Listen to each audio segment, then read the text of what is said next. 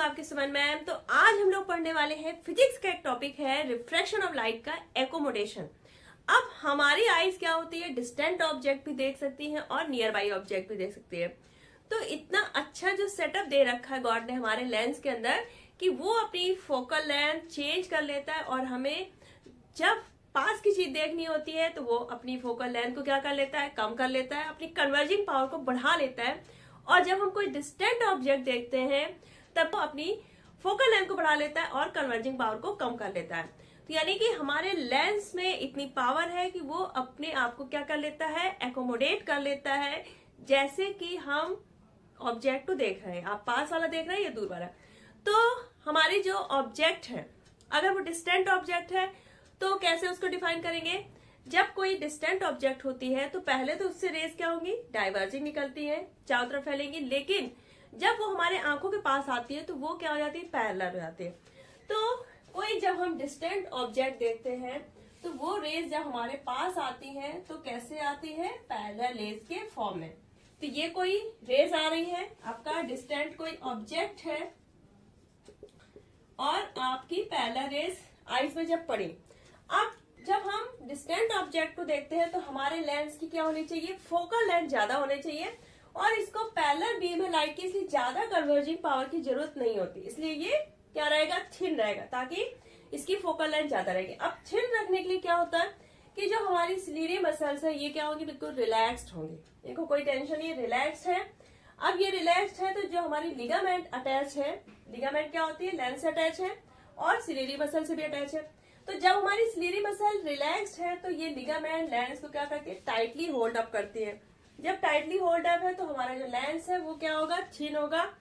Thin होगा तो इसकी फोकल लेंथ ज्यादा होगी और जब फोकल लेंथ ज्यादा है तो हमारी कन्वर्जिंग पावर क्या होगी, कम, क्योंकि जो हमारी पावर है वो फोकल लेंथ के इनवर्सली प्रोपोर्शनल है। तो यहाँ पर ज्यादा कन्वर्जिंग पावर की जरूरत नहीं है, तो यहाँ पर लेंस अपनी कन्वर्जिंग पावर ज्यादा वेस्ट नहीं करेगा, कम रखेगा और आपका ये जो इमेज है ये आपका रेटिना पे बन जाएगा इस तरह से।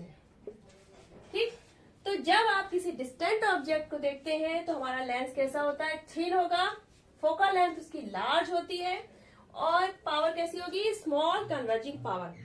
तो जब हम किसी डिस्टेंट ऑब्जेक्ट को देखते हैं तो हमारी जो सिलियरी मसल्स है वो रिलैक्स्ड होती हैं। तो इस कंडीशन पे हमारी आई क्या कहलाती है, अनएकोमोडेटेड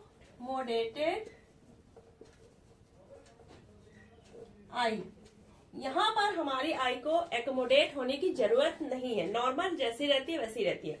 लेकिन जब हम किसी नियर बाई ऑब्जेक्ट को देखते हैं तो नियर बाई ऑब्जेक्ट से जब रेज आती है तो वो कैसी आती है, डाइवर्जिंग में। तो जब डाइवर्जिंग रेज आती है तो उनको कन्वर्ज करने के लिए लेंस को ज्यादा कन्वर्जिंग पावर की जरूरत होती है। अब जब ज्यादा कन्वर्जिंग पावर की जरूरत है तो अपनी फोकल लेंथ उसको क्या करनी पड़ेगी, कम करनी पड़ेगी। और फोकल लेंथ कम करने के लिए क्या करना पड़ेगा, लेंस की थिकनेस बढ़ानी पड़ेगी। तब हमारी सिलियरी मसल क्या हो जाती है, कॉन्ट्रैक्ट होंगी। जब कॉन्ट्रैक्ट होंगी तो ये लिगामेंट क्या हो जाता है, थोड़ा सा ढीला होगा और हमारा जो लेंस है ये जो पतला है ये कैसा हो जाता है, मोटा होता है। तो जब हम किसी नियर बाई ऑब्जेक्ट को देखते हैं तो क्या होता है कि हमारी जो नियर बाई ऑब्जेक्ट है वहां से क्या निकलती है, डाइवर्जिंग रेज निकलेंगी। कैसे निकलती है, डाइवर्जिंग रेज। अब जो ये डाइवर्जिंग रेज है तो इनको कन्वर्ज करने के लिए जो आई लेंस है उसको ज्यादा कन्वर्जिंग पावर की जरूरत पड़ती है। तो हमारी जो सिलियरी मसल्स है ये क्या हो जाती है, कॉन्ट्रैक्ट होंगी। क्या होंगी, कॉन्ट्रैक्ट होंगी।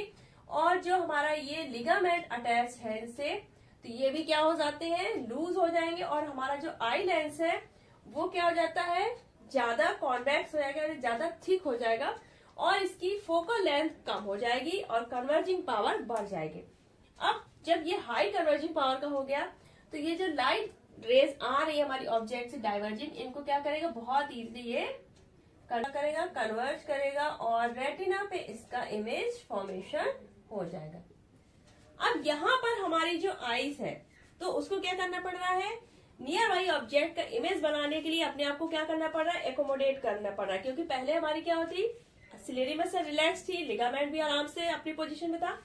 तो यहाँ पर आईज को थोड़ा वर्क करने पड़ा। तो इस कंडीशन में हम आई को क्या बोलते हैं, एकोमोडेटेड आई। यहाँ पर हमारी आई है एकोमोडेटेड आई। अब जो हमारी ये आई की पावर है एकोमोडेट होने की, तो वो मैक्सिमम होती है 25 सेंटीमीटर। अगर हमारी कोई near by object 25 centimetre distance पे है तो हमारी आई बहुत अच्छा उसका इमेज बना देगी। लेकिन अगर इससे भी कम डिस्टेंस पे हम ऑब्जेक्ट को देखते हैं तो इतना ज्यादा आई हमारी अपने लेंस को एकोमोडेट नहीं कर पाती, इससे ज्यादा इसकी कन्वर्जिंग पावर नहीं बढ़ा पाती और हमें ऑब्जेक्ट्स इतने ज्यादा क्लियर नहीं दिखाई देते। तो अगर हमें कोई भी पास में कुछ चीज रख के पढ़नी है तो हमें जो मिनिमम डिस्टेंस है वो 25 सेंटीमीटर ही रखनी चाहिए। उससे अगर पास आप रखते हैं तो आपको क्लियर इमेज नहीं दिखेगी। तो ये होती है मिनिमम इसकी नियर बाई ऑब्जेक्ट की डिस्टेंस 25 सेंटीमीटर, जिसको हमारी आई बहुत अच्छे से देख सकती है। और अगर डिस्टेंट ऑब्जेक्ट की बात करें तो वो होती है आपकी इनफाइनाइट। तो जो हमारी आईज की एबिलिटी है to make the image of distant object और by nearby object, this is called accommodation. तो आई थिंक आपको एकोमोडेशन बहुत अच्छे से समझ में आ गया होगा। बाय चांस कोई प्रॉब्लम है तो आप कमेंट सेक्शन पे टाइप कर सकते हैं। तो ऐसे ही साइंस को बहुत इजी वे में समझने के लिए फटाफट पीसीबी क्लब सब्सक्राइब कर लीजिए।